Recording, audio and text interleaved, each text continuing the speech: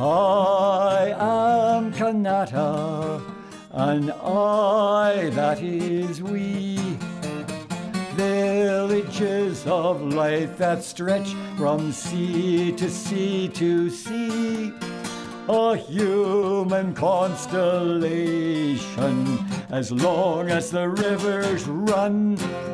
Kanata, Kanacha, Canadian, we are Canadian.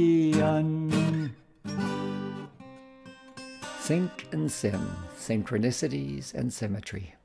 In the third foundational Kanata trait, our being a continuity, we emphasize there's no one date, document, or event that determines this.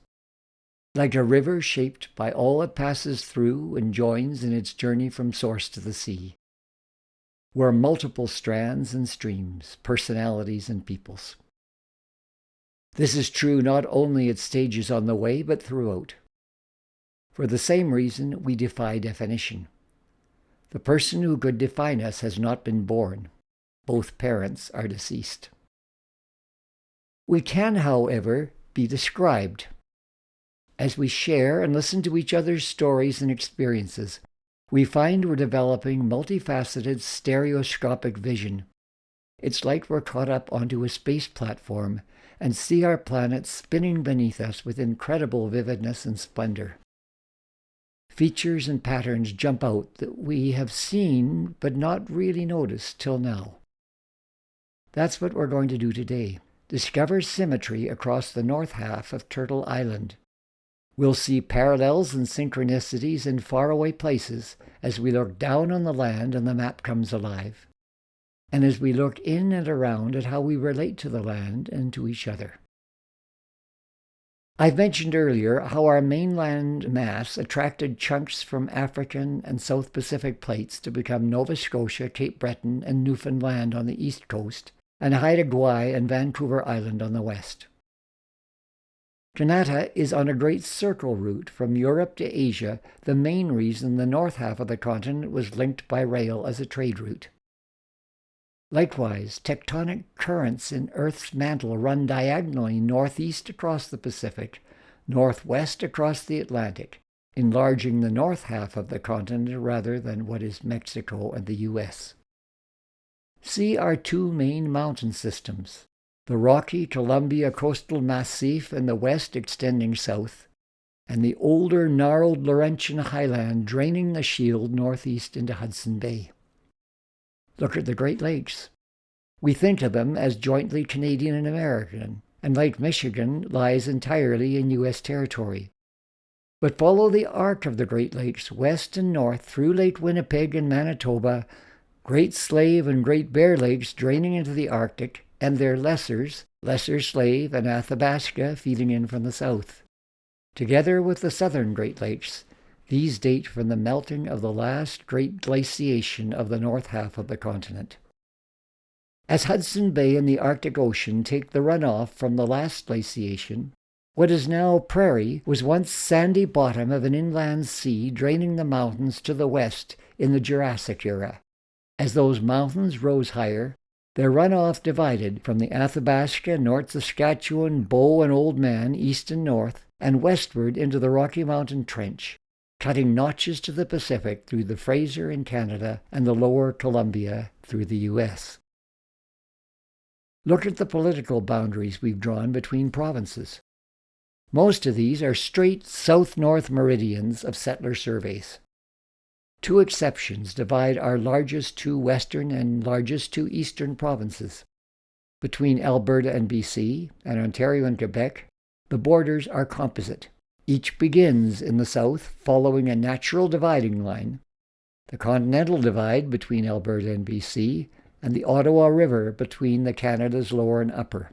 But at some point in the wilds of the Cordillera and the Laurentians, it seems the surveyors' patience gave out on the ground, and decision-makers fell back on meridians to finish the job.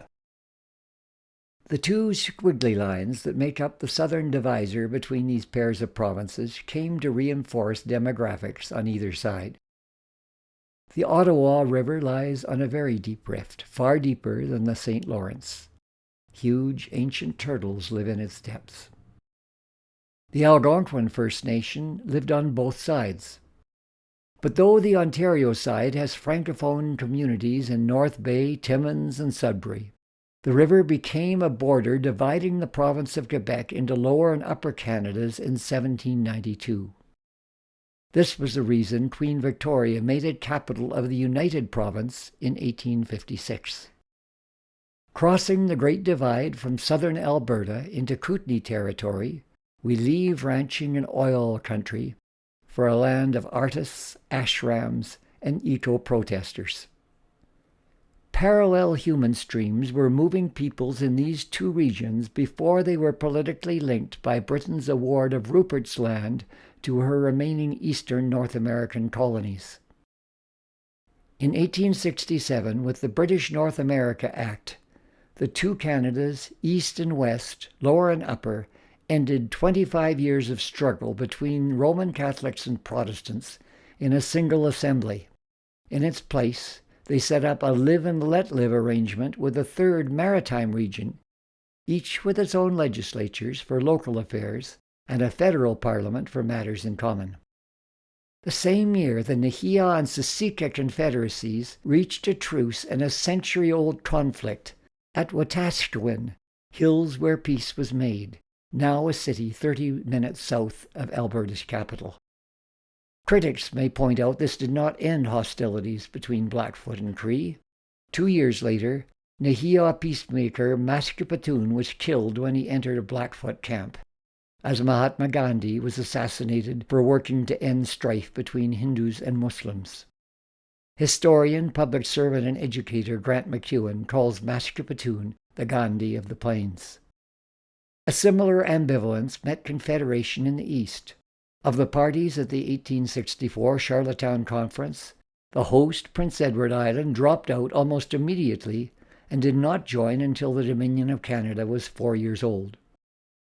And Nova Scotia, one of the founding 4 provinces, elected a government to take them out of Confederation a year after they came in. Some point out the Blackfoot Cree peace collapsed in the Northwest Resistance, led by Métis Louis Riel 18 years after Confederation, and blame this on contact with white society. While the impacts of contact underlay Riel's uprising, generalizing them across the plains ignore how nuanced Indigenous relations were. Crowfoot, who did not join Riel, was the adoptive father to Cree chief Poundmaker, who did.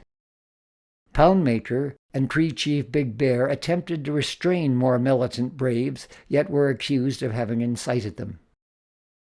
The impacts of contact on First Nations were intergenerational. Blaming elders for the excesses of youth is like blaming parents of non-Indigenous juvenile street gangs in our cities, in which contact is the melee of the city.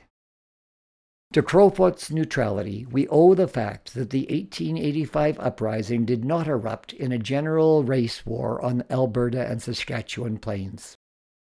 Earlier, he had refused Sitting Bull's call to arms in a war to exterminate settlers on both sides of the Canada-US border. Bull vowed revenge, but when he came north as a refugee from the American cavalry, he and Crowfoot became friends. The incremental and ultimately enduring coming together of the Kanata constellation of land masses and people takes time and space, billions of years in the sculpting of the planetary surface, and centuries and millennia in the movement and understanding of peoples. In this episode, we've looked at examples of each of the extremes: the coherence of rocky rafts onto Turtle Island, and a short period 150 years ago before Kanata had become transcontinental. Between these moments and movements, there are many smaller steps and parallel streams. In our next episode of Sync and Symm, we're going to look at how we've governed ourselves evolved, not in a single story or outcome, but in a myriad as diverse as the channels that feed Hudson's Bay and more distant seas on our periphery.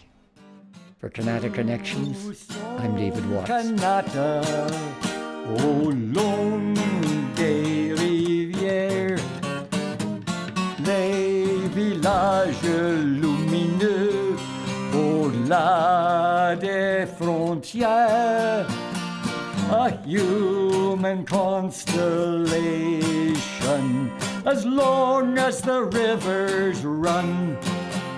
Kanata, Kanata, Canadien, we are Canadian.